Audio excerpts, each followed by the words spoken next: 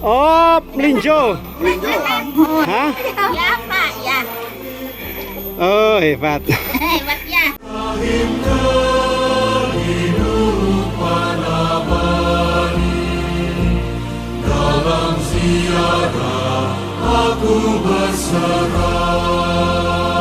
Ini judulnya membuka lahan ya. Iya, membuka lahan nama. Membuka lahan. Yang sebelumnya apa disebutnya? Ini sebut lahan perkebunan yang menghasilkan hasilnya puluhan tahun Rama. Sebelumnya. Sebelumnya adalah perkebunan yang menghasilkannya Puluhan itu tahun. butuh waktu puluhan tahun. Puluhan tahun. Lalu diubah, dibuka versi baru supaya menjadi lahan yang menghasilkannya bulanan. Betul. Ya. Seperti pohon mahoni yang saya tebang ini. Hah? Ini umurnya ini udah 30 tahun.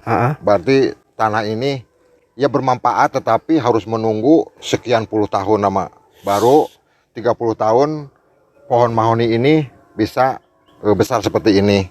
Nah, saya setelahnya Romo waktu itu ngasih inspirasi untuk dibawakan ke warga RT, warga RW. Di RW saya udah sampaikan di rapat. Ya, ada beberapa warga yang mengikuti membuka lahannya. Seperti Pak Guru Pani, Bapak Taslim juga membuka lahan seperti ini, Rama. Jadi pohon mahoni saya tebang dan saya tanami pohon cabai, pohon kacang buncis, lalu jagung. Itu ya sekitar 3 bulan itu nanti bisa dipanen sama ini. Nah, ini saya garap seperti ini. Ya udah, saya kelola bersamaan dengan teman saya. Silahkan kelola, nanti bagi hasil. Yang penting tanah ini ada bermanfaatnya untuk penghasilan, ya paling tidak bulanan gitu Rama.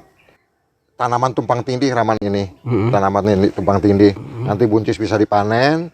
Ada tanaman jagung dan tanaman cabai, nanti setelah buncis dipanen nanti muncul begitu. Jadi tanaman tumpang tindih.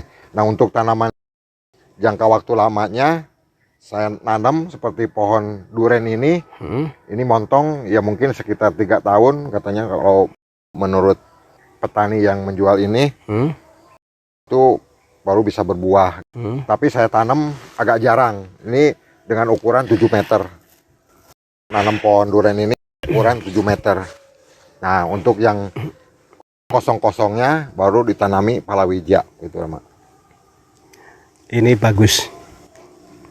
Jadi mau memberi inspirasi kepada warga. Betul. Dan inspirasi itu ditimba dari gereja. Iya. Yang waktu itu saya sampaikan. Iya, betul. Bahwa Tuhan tuh menciptakan alam, menyediakan alam, pada dasarnya cukup. Betul. Nah, orang sini banyak yang kesulitan ekonomi. Iya. Lalu persoalannya adalah bagaimana lahan yang ada secara kreatif kita olah. Betul. Kalau yang selama ini kok kurang cukup memenuhi kebutuhan, nah mungkin cara mengolahnya yang salah. Iya. Maka harus diubah sesuai dengan zamannya. Iya. Nah, yang Bapak lakukan adalah kalau sebelumnya lahan ini ditumbuhi pohon-pohon yang menghasilkannya butuh waktu 30 tahun. Itu pun harganya murah. Itu ditebang lalu dialihfungsikan menjadi kebun yang ditanami. Ada cabai, ada jagung, ada kacang tanah dan seterusnya ya. Iya, palawija.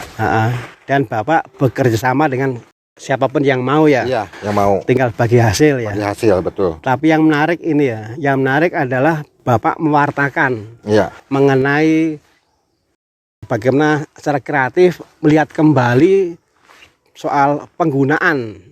Ya, kan penggunaannya kan diubah ya. Betul. Nah, Bapak mewartakan mengenai mengubah penggunaan tapi dengan contoh. Iya, betul. Nah, jadi kalau gereja itu punya paham Injil harus diwartakan, tetapi cara yang paling efektif, yang paling ampuh nomor 1 adalah dengan contoh. Iya, betul. Nah, betul. jadi Bapak mewartakan mengenai yuk kita perbaharui cara mengolah supaya bisa menjawab kesulitan ekonomi orang sini. Karena orang sini kan banyak yang ekonominya sulit ya. Iya.